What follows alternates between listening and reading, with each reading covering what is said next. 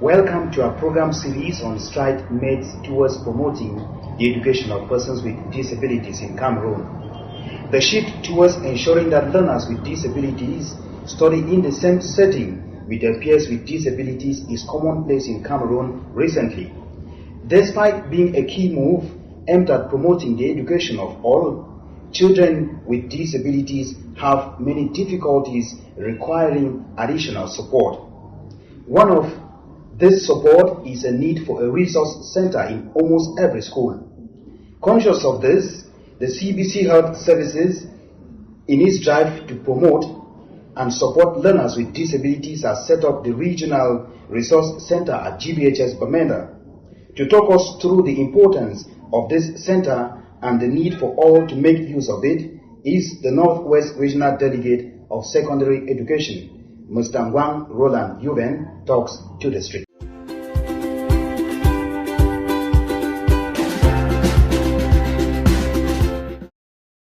So you're welcome to today's edition of the program. Thank you very much.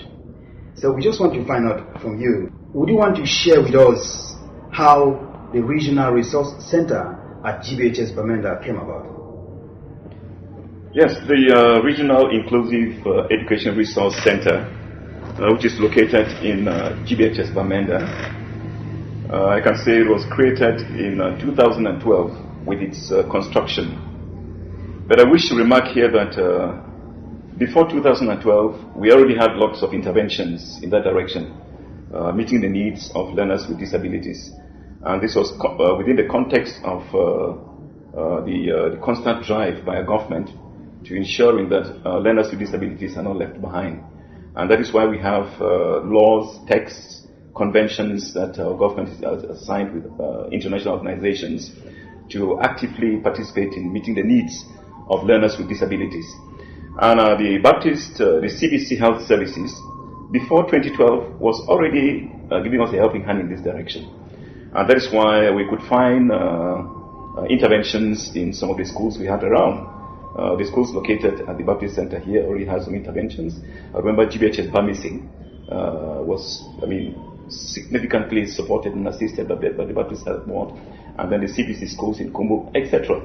Now, but 2012 came up with a turning point where the SEED program, in partnership with the Delegate Foundation, constructed this resource center in GBHS Bamenda. And the reason was to move the interventions to some of the higher gear.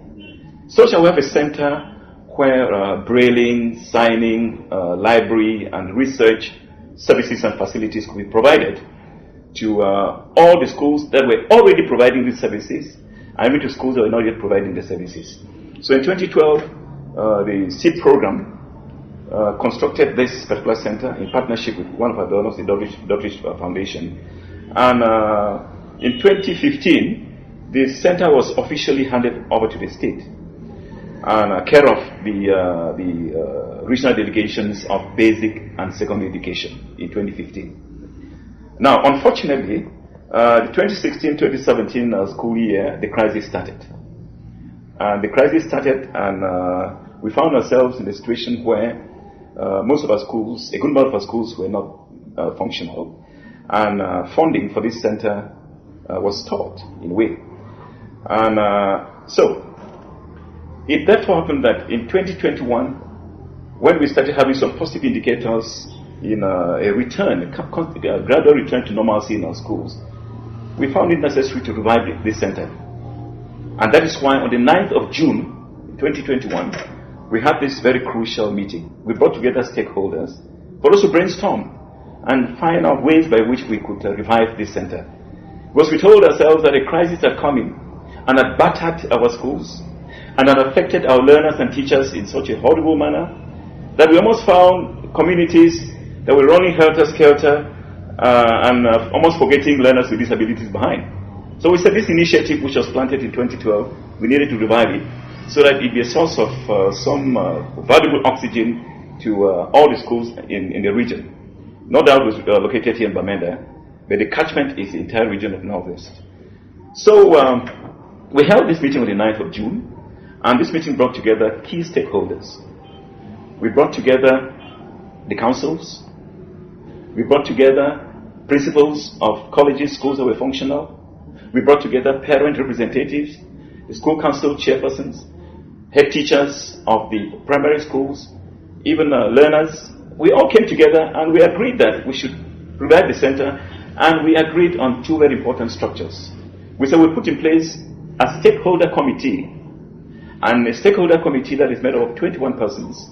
And this stakeholder committee, we're having the representative of the regional assembly, the councils are represented in the stakeholder committee, and we have principals and the stakeholder committee, head teachers and the stakeholder committee. Then we have learners with disabilities and the stakeholder committee. You see, so we had all of these persons brought together because these are persons who have vested interest in the needs of learners with disabilities. And then from the stakeholder committee, we carved out a management committee. Now the stakeholder committee has a responsibility in seeing to it that the rules and regulations, the laws of the state are respected in the management of the center. Because we have text and regulations that we put in place by the state and obligations that we have as teachers and as public authorities to give required assistance to learners with disabilities. So the stakeholder committee is a larger body which ensures that the text and the laws are respected, and then ensures that it gives the right orientation to the functioning of this center, and then also gives orientation in terms of how we can get funding to cause the center to move. But you know, funding should not just come from the SEED program and the Dodgy Foundation. It's something all of us are supposed to own it, because the learners with disabilities are first and foremost our kids. And of course, the management committee has the responsibility to see to it that on a day-to-day basis the center is moving well. And it's a stakeholder committee that made sure that we had an account opened where all the funds are lodged before they're withdrawn for whatever expenses. It's that same committee that ensures that we're recruiting staff and redeploying staff to work in that center. And that same committee that did work with with the SEED program to ensure that we put in place a blueprint that guides us on an accountable and a transparent management of the center. You know, such a center cannot move well without management that is accountable and transparent. Thank you. Now, you've talked at length how the center was constructed and established, and it is now under your care. Yeah. Even as a caretaker. Yeah. Would you just want to talk us through some of the strategies that you put in place to ensure that this center runs sustainably? Good. Yes. As I indicated, we have a stakeholder committee. We have a management committee. These are very important structures. And we have a blueprint that guides us in ways by which we have to manage this. And with all of this put in place, therefore, we've put in place a mechanism that provides for funding that enables the center to move sustainably. You know, prior to 2015, the center was almost exclusively funded by the SEED program and the Delegate Foundation. These are partners that have done so much already for us, and there is so much that they're expected to do, not just in this region, but other regions. It will not be just fair that we just sit and think that all the funding should. So that's why we broaden the base of funding so that ownership comes in here. And that's why the councils are now, the regional assembly is involved in funding, the council is involved in funding. All the schools, the beneficiary schools are involved. They play their part in chipping in what is needed to fund the center. And all of this is under the umbrella of the state, which oversees it all. That's it. Now, this resource center was established based on the partnership that you share with the CBC Health Services. Yeah. Can you just make an appraisal of that partnership and how it is aimed at promoting the learning of all, or the education of all, especially children with disabilities? Yes, before I make an assessment of a partnership with the CBC Health Services, I wish to indicate here that we have two cardinal and two prime users of the center. We have learners with disabilities and teachers. And learners with disabilities, there are learners who expect that their needs should be met, the pedagogic needs should be met. All their needs should be met. And we talk of learners with visual impairments, for example. They expect that their notes, their exams, and everything be brailled and all of that and things. Okay, fine. And then the teachers, we at a point like this, we expect that all the teachers in my sector, in the sector of basic education, should be teachers that are inclusive. And would expect, if we had all the means available, all our teachers should be silent language teachers, even so that you get into class, you're not just a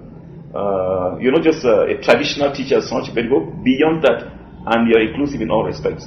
And consequently, we are expecting that the learners who are the prime beneficiaries of this center should appropriate the center, use the center in such a way that the equipment we have there is properly used and they get the best out of it. So that some days, some months, and some years to come, we should be proud to point at a good number of learners who, thanks to this initiative, find themselves in positions where they are causing change to happen at an individual level, at the community level, at the national level. Okay, fine. Then coming back to the stakeholders, from what I've told you, we put in place a platform where the stakeholders are now, they have a commitment. They are committed by the text, committed by the blueprints that we have to put in their best. But at the same time, the stakeholders have to make sure that the heavy investments we have in that center are safeguarded. They are used sustainably. And that the resources that we need in that center are provided first and foremost by the various stakeholders. So coming back now to an assessment of the quality of the partnership that we have with the CBC Health Services, I am proud to say that amongst a plethora of partners we have in the sector, in my sector especially, we have a series of partners working with various interventions.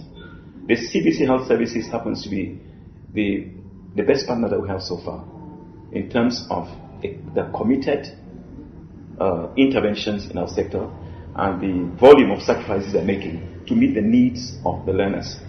You would like to know that we are operating within a context of a crisis. A crisis, as I indicated earlier on, that has come and almost battered the sector, but thank God we're picking up now. And it was thanks to the interventions that we have had from the CBC Health Services, the C program especially, that were able to meet the needs of not just learners with disabilities, but other learners. And then we're capable of talking about improvements in number of functional schools right now, significant improvement in number of functional schools. You know, this crisis had beaten my sector, for example, to a point where out of close to 600 secondary schools, we had just about 70 functional 3 years back. But right now, we're talking about 200 functional schools. We're moving gradually towards normalcy. We had reached a point where we had just about 14,000 students out of about 220,000 students. But today we're talking about 60,000 students effectively present in functional schools.